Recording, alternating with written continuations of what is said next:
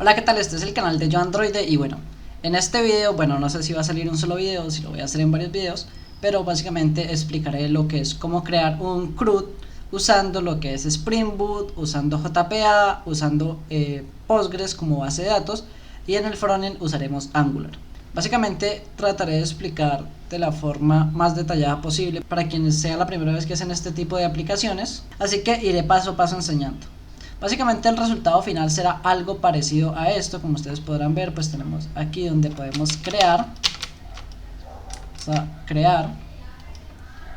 y una vez hemos agregado, pues esta persona se va a mostrar aquí. También la podemos eliminar, y como le digo, todos estos resultados, pues la lógica de esto va a estar en lo que es una aplicación de lo que es Spring Boot, que va a tener básicamente esta estructura.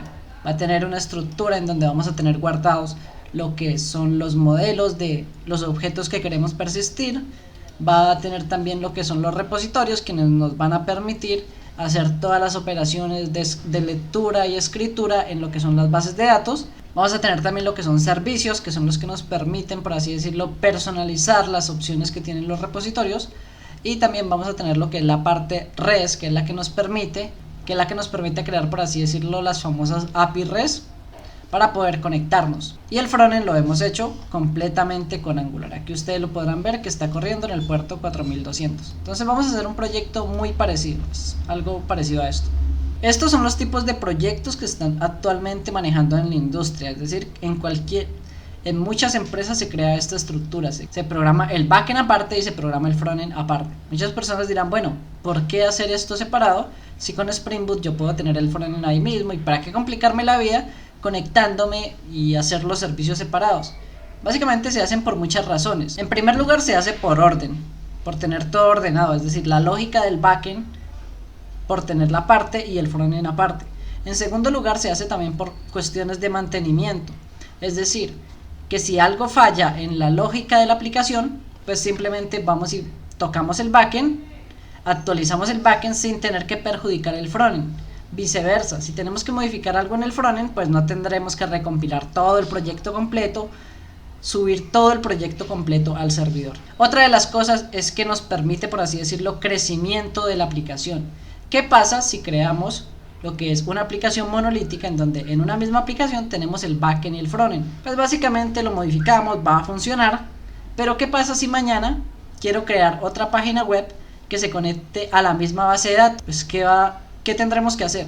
Tendremos que volver a programar un backend y un frontend, y ahora tendremos un backend y un frontend aquí y un backend y un frontend acá conectándose a la misma base de datos. ¿Qué va a pasar? Que cuando necesitemos agregarle un campo adicional a la base de datos, tendremos que modificar este proyecto y este proyecto. Y como lo he mencionado antes, los dos proyectos tendremos que recompilarlos completos, backend y frontend, que están dentro de uno mismo, y tendremos que volver a subir eso, ya sea a servidores o donde sea que los tengamos guardados. ¿Qué pasa si tenemos un backend implementando servicios REST? Pues que básicamente, si nosotros tenemos un frontend conectado, pero a futuro creamos otro frontend, ya sea que sea una sección de administrador o ya sea que sea un servicio adicional para otra empresa, y lo conectamos al mismo backend, pues entonces simplemente lo que vamos a hacer es crear frontends o aplicaciones móviles, que también es muy común que uno las conecte al mismo backend. Pues simplemente todo va a estar conectado al mismo backend. ¿Qué pasa si agrego un campo adicional en la base de datos? Simplemente modifico este backend y automáticamente los cambios se van a reflejar en todas las aplicaciones web, en todas las plataformas que estén conectadas a este backend, porque todas están conectadas a un mismo backend, solo tengo que modificar uno. Y básicamente eso es como la explicación de por qué se usa, y es muy usado en las empresas. Entonces, ¿qué vamos a hacer? Vamos a iniciar lo primero que vamos a hacer es programar todo el backend, vamos a crear toda la lógica de negocio, vamos a crear todas las conexiones con base de datos, vamos a dejar el backend funcionando. Seguidamente de eso, pues vamos a crear lo que es el frontend en Angular, vamos a dejar también todas las vistas funcionando. Y finalmente lo que vamos a hacer es conectar el backend y el frontend y solucionar todos los posibles errores que nos puedan aparecer, porque es muy común en el momento de hacer la integración que aparezcan errores. Entonces primero nos vamos a centrar en el backend, después nos vamos a centrar haciendo el frontend, y finalmente pues vamos a unir estos dos elementos. Entonces vamos a crear, por así decirlo, el backend primeramente. Vamos a ir aquí, vamos a crear un nuevo proyecto aquí en la sección de Order, y van a buscar aquí, vamos a escribir Spring. Entonces vamos a seleccionar este que dice Spring Starter Project. Esperamos a que nos cargue y aquí le podemos poner el nombre que nosotros deseemos. A este proyecto lo voy a llamar persona, entonces a esto lo voy a llamar persona back.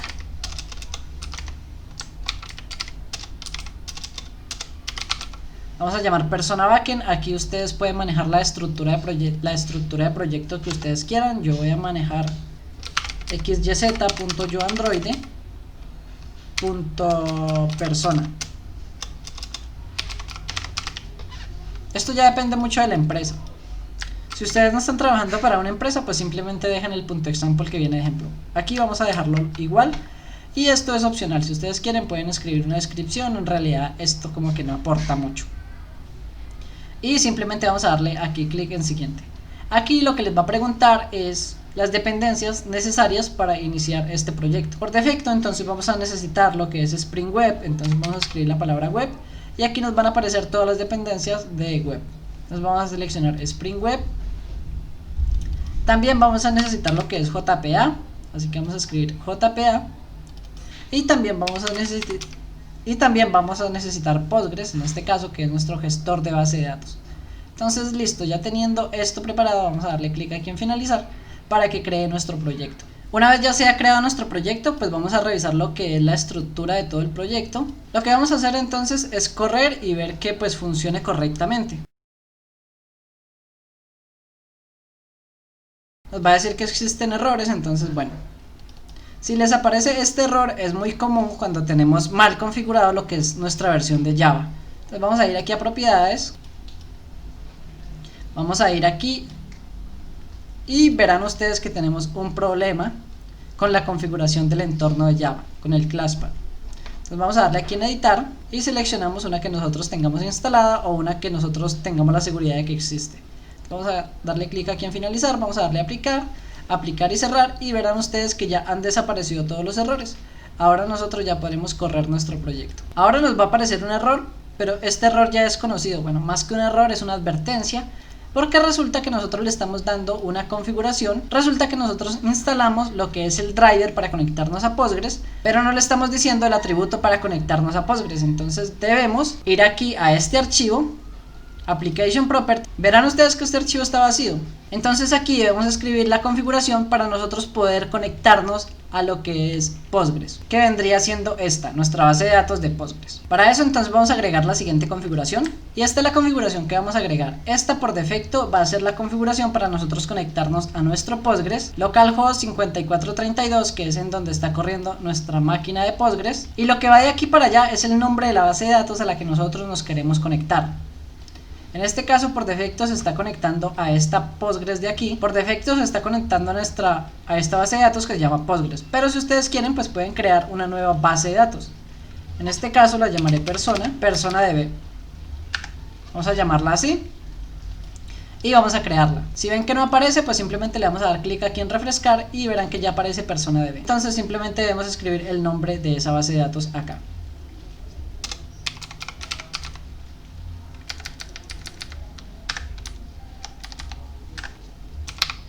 Listo, una vez tenemos creada lo que es la base de datos, pues aquí simplemente escribimos el usuario y la contraseña para ingresar a lo que es el pgadmin. Si ustedes no tienen ninguna contraseña, pues simplemente la dejan en blanco y escriben el nombre del usuario. En mi caso es Postgres y no tengo contraseña. Una vez hecho esto, pues vamos a intentar correr nuevamente nuestro proyecto. Y ahora nos debería correr sin ningún problema. Ven que se ha inicializado correctamente, ahora ya no nos aparece ningún error porque nos hemos logrado conectar correctamente a la base de datos. Ahora lo que sigue pues es básicamente crear la estructura con la que nosotros vamos a trabajar. Vamos a presionar F2 y vamos a copiar lo que es la estructura de los paquetes. Y vamos a crear los paquetes que vamos a necesitar. En este caso vamos a crear lo que es un paquete que se va a llamar modelo o model, como ustedes lo quieran dejar. Vamos a dejarlo en inglés pues para darnos de internacionales. Vamos a crear un paquete que se llame model. Vamos a crear otro paquete que se llame res. Vamos a crear otro paquete que se llame repositorio. Y vamos a crear otro paquete que se llame service. Una vez creados estos 4 paquetes, por así decirlo, vamos a crear una clase. Aquí esta clase se va a llamar persona. Vamos a crear una clase llamada persona. Vamos a crear otra clase que se llame país. Vamos a crear el típico CRUD. en donde vamos a registrar una persona y esta persona pues va a tener un atributo de país y va a tener un atributo del estado donde vive, pues va a tener nombre, va a tener apellido, va a tener edad, etc. ¿Por qué creo aparte lo que es el país y la persona?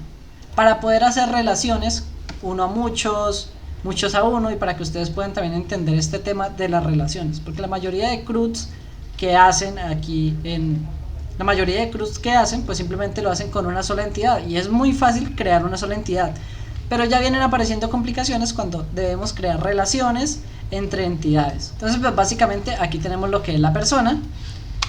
La persona va a tener nombre, va a tener también apellido. Vamos también a tener una edad.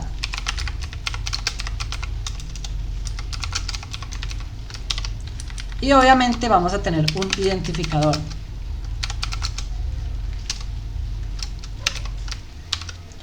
Y va a existir lo que es una relación con lo que es país. Entonces vamos a tener un país. Nos va a aparecer este error porque no hemos importado país y porque obviamente estoy escribiendo mal private.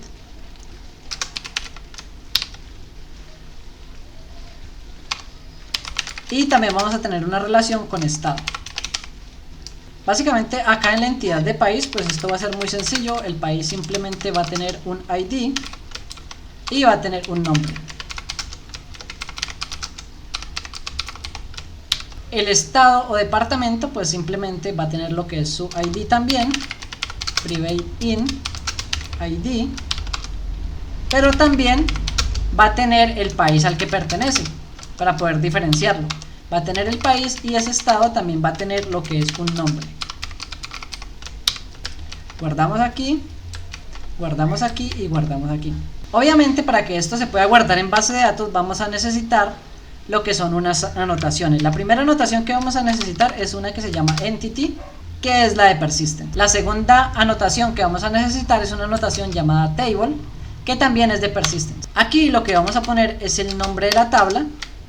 A esta tabla la vamos a llamar persona. Y básicamente debemos hacer esto mismo también con la entidad de país. Aquí encima de la clase vamos a poner esto. La única diferencia es que esta tabla se va a llamar país. Acá con estado también debemos hacer lo mismo.